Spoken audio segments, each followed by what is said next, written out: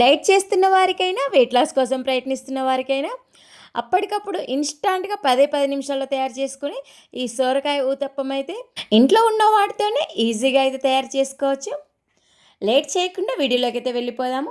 Welcome back to our channel. నేను మీ సాత్విక. మనం ఇంట్లో రెగ్యులర్‌గా వాడుతున్న ఒక కప్పు సన్నటి గోధుమ రవ్వనైతే తీసుకోవాలి.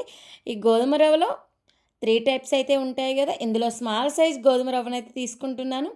ఒక కప్పు గోధుమ రవ్వని ఒక బౌల్లోకి తీసుకొని వాటర్ వేసుకొని 2 టైమ్స్ వాష్ చేసేసుకొని వాటర్ అయితే సపరేట్ చేసుకోవాలి.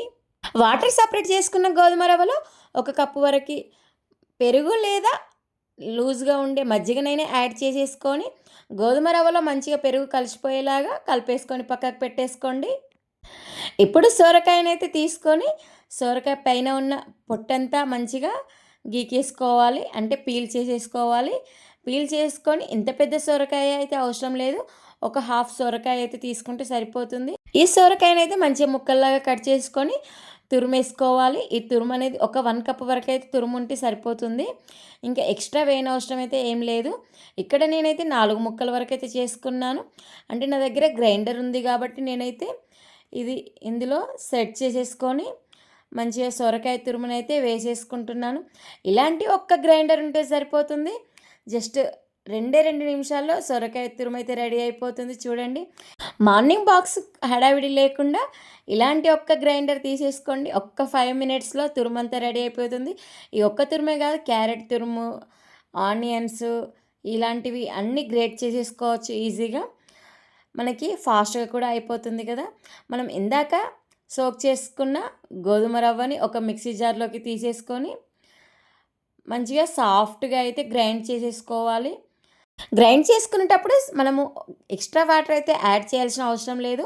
దీంట్లో ఉన్న పెరుగు మనము నానబెట్టుకున్నాం కదా, దాంతోనే సరిపోతుంది. మంచిగా సాఫ్ట్గా అయితే ఫైన్ పేస్ట్ లాగా అయితే గ్రైండ్ చేసేసుకోవాలి. ఇప్పుడు మనం ఇందాక సొరకాయ తురుము కూడా రెడీ పెట్టేసుకున్నాం కదా, ఒక కప్పు వరకు అయితే సొరకాయ తురుమును కూడా వేసేసుకొని టేస్ట్కి తగ్గట్టు కొంచెం సాల్ట్ కూడా వేసేసుకొని ఈ పిండిలో మంచిగా సొరకాయ తురుము అండ్ సాల్ట్ మంచిగా కలిసిపోయేలాగా బాగా ఇలా మిక్స్ చేసేసుకోవాలి. మిక్స్ చేసుకున్న బ్యాటర్ అయితే పక్కకు పెట్టేసుకోండి.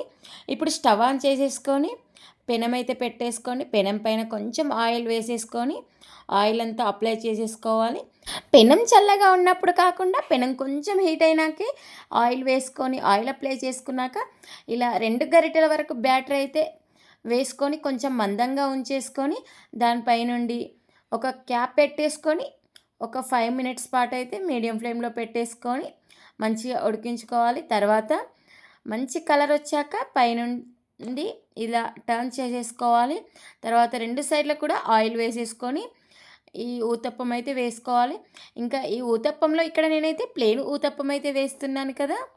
మీకు కావాలంటే క్యారెట్ తురుము, ఆనియన్స్, పచ్చిమిర్చి, కొత్తిమీర ఇలా మీకు నచ్చిన వెజిటేబుల్స్ కూడా వేసేసుకొని ఈ ఊతప్పం అయితే వెజిటేబుల్ ఊతప్పం లాగా కూడా వేసుకోవచ్చు. ఇక్కడ నేను ఓన్లీ ప్లెయిన్ ఊతప్పం అయితే వేస్తున్నాను, ఎందుకంటే ఆల్రెడీ నా దగ్గర చట్నీ ఉంది కాబట్టి ప్లెయిన్ ఊతప్పం లాగా అయితే వేస్తున్నాను. మీకు నచ్చిన వెజిటేబుల్స్ అన్నీ వేసుకుంటే డైరెక్ట్గా కూడా ఊతప్పం అయితే తినేసేయచ్చు, అంత టేస్టీగా అయితే ఉంటుంది.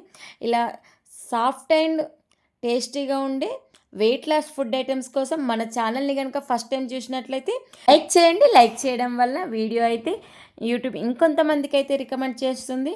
సో లైక్ చేయండి, షేర్ చేయండి. ఫస్ట్ టైం చూసిన వాళ్ళైతే ఛానల్ని అయితే సబ్స్క్రైబ్ చేయడం అయితే అస్సలు మరవకండి. మరిన్ని వీడియోస్ కోసం బెల్ ఐకాన్ అయితే ఆల్ అని క్లిక్ చేయండి. ఆల్ అని క్లిక్ చేయడం వల్ల నేను వీడియో పెట్టగానే మీకు నోటిఫికేషన్ అయితే వచ్చేస్తుంది, వెంటనే వీడియో అయితే చూసేయచ్చు. ఇంకా ఈ ఇన్స్టంట్ ఊతప్పం అయితే ట్రై చేయని వాళ్ళు ఎవరైనా ఉంటే ఖచ్చితంగా ట్రై చేయండి. ట్రై చేసి ఎలా వచ్చింది అనేది అయితే కామెంట్ చేయండి. మరి నెక్స్ట్ వీడియోలో అయితే కలుద్దాం. Bye bye.